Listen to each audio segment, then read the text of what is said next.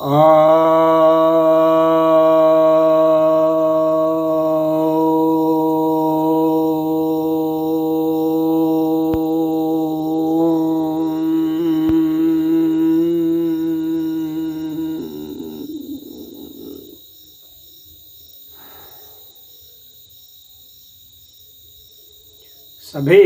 भक्तजनों को सप्रेम नमन।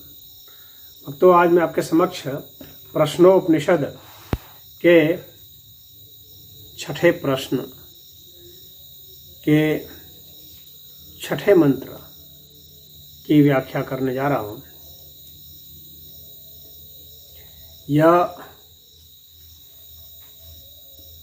महर्षि पिप्पलाद के द्वारा दिया जाने वाला उत्तर है।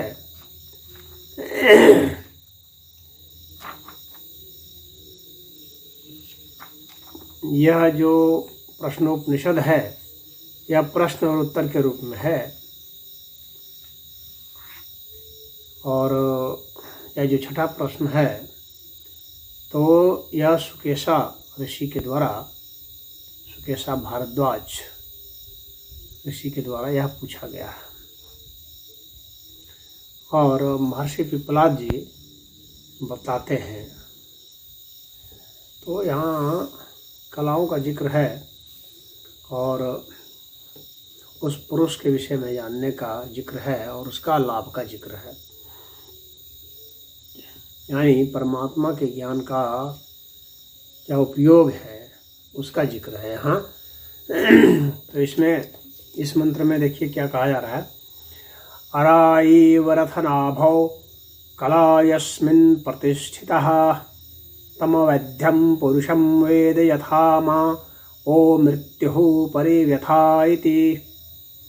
अर्थात से रथ की नाभि में अनेक अरे लगे रहते हैं और उन अरों के ही आश्रित होकर के वो रथ का सब चीज़ चलता है। तो वे रथ के जो अरे हैं वे कलाएँ हैं, और उस जानने योग्य पुरुष को जब जाना जाता है तो मृत्यु कष्ट नहीं पहुंचाती है। तो यदि उस जानने योग्य यानी ज्ञातव्य पुरुष को तुम जानोगे तो मृत्यु तुम्हें कष्ट नहीं पहुंचा सकेगी। तो यह लाभ के रूप में बताया गया है।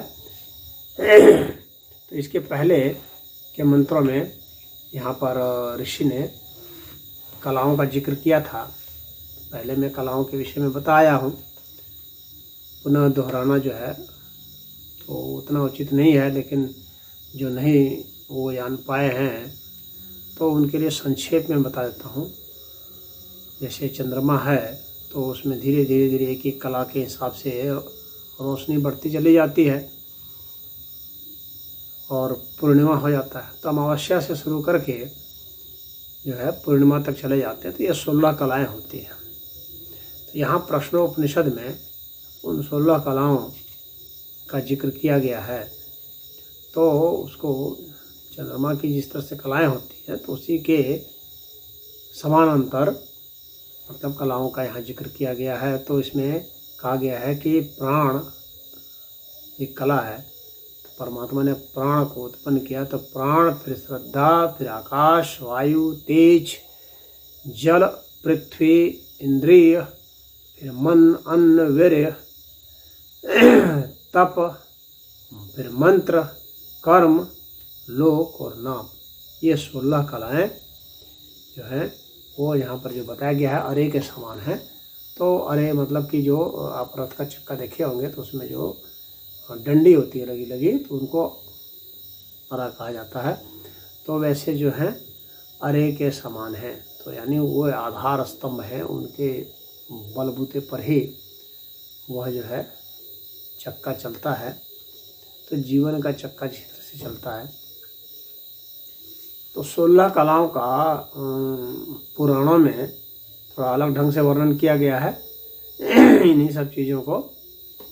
तो उनमें उनके जो नाम है बता देता हूँ आपको। श्री, भू, कीर्ति, ईरा, लीला, कांति, विद्या, विमला उत्कर्षणी ज्ञान क्रिया योग प्रहवी सत्य ईशना और अनुग्रह, इस तरह से उसमें यह नाम दिया गया। तो अलग अलग ग्रंथों में 16 कलाओं का अलग अलग ढंग से जिक्र किया गया है।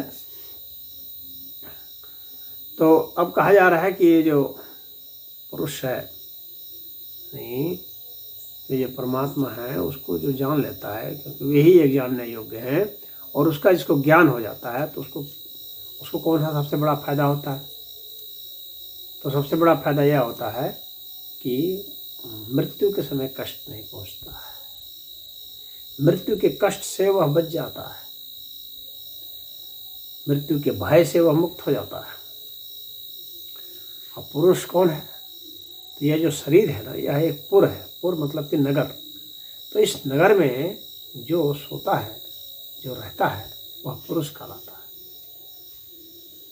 यह शरीर पुर है, नगर है, इसमें सोने वाला, रहने वाला पुरुष कहलाता है।